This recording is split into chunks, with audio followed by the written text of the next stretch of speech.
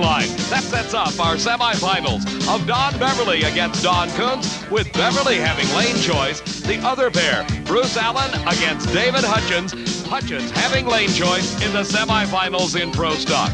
The Top Fuel Racers getting ready. The 1986 Keystone Nationals is being brought to you by Castrol, the motor oil engineered for today's smaller cars.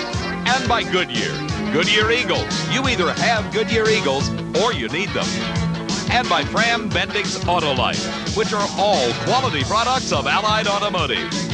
And by Budweiser. For all you do, this Bud's for you. We'll be right back to Maple Grove Raceway in the Keystone Nationals in just a moment. Raceway near Reading, Pennsylvania for the second annual running of the Castrol GTX Keystone Nationals. This is the streamliner of Gary Ormsby against the Top Fuel dragster of Hank Endres. Both cars performing almost the ritualized procedure of a burnout. The burnout designed to heat up those huge 18-inch wide tires to get them as hot as possible. That helps provide the traction that will propel these cars to speeds upwards of 270 miles an hour. Endres may be having some problems getting the car to go backwards now. It's in reverse and heads back. In round number one, Hank Endres defeated Connie Coletta to earn the right to meet up against Gary Ormsby. We saw him in that big upset victory over the number one qualifier, Darrell Gwynn. Ormsby's Streamliner is certainly one of the most distinctive cars ever to hit the quarter-mile racetrack. But Hank Endres, in his own right, is using some aerodynamic bodywork to help slip through the air just a little bit. A lot of advances being made in the field of aerodynamics in Top Fuel racing over this past season. Endres' car using that super smooth nose piece along with a canopy over the cockpit, while Ormsby has opted for full body work over the engine and rear wheels. A great start for Ormsby and smoking tires for Endres, now a smoking engine. And Ormsby, for the second race in a row, takes on a favorite and wins the race. 5.64 seconds at 255 miles an hour. Ormsby getting a break, advancing to the semifinals. This is Gary Beck.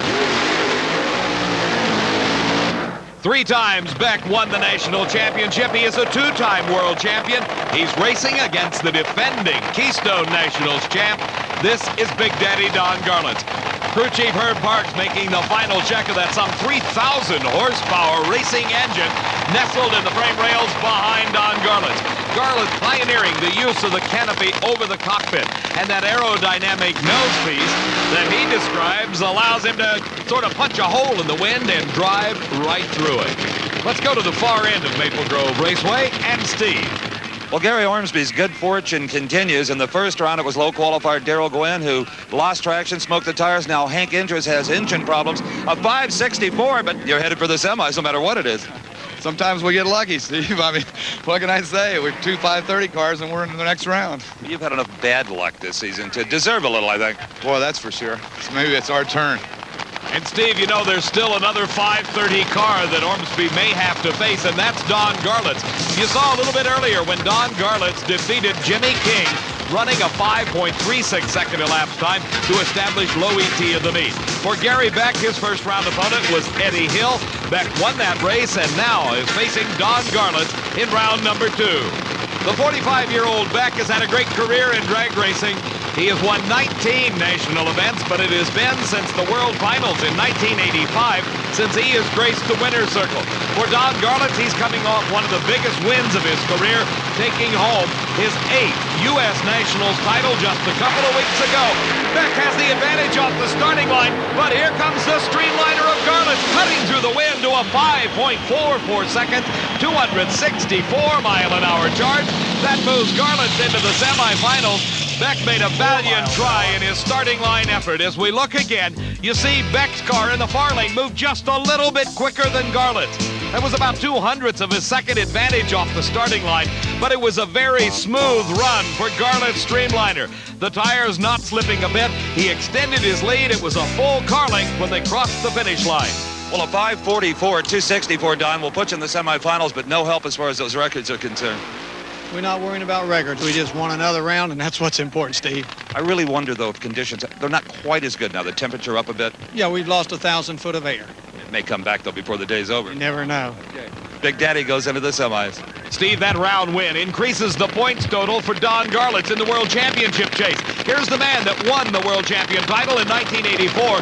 He is the home state favorite here at Maple Grove Raceway. From Old Forge, Pennsylvania, comes Joe Amato. In the first round, he beat Texas Gene Snow, while his competition, Earl Whiting, a lumberman of Monticello, Washington, was beating Jack Ravel.